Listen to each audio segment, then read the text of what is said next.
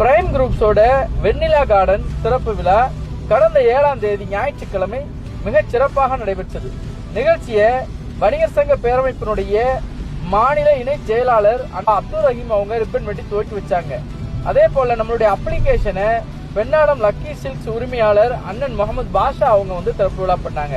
So நிகழ்ச்சியில நம்மளுடைய வாடிக்கையாளர்களும் சொந்தங்களும் நண்பர்களும் திரளாக கலந்து கொண்டு இந்த விழாவை சிறப்பாக நடத்தி கொடுத்தாங்க.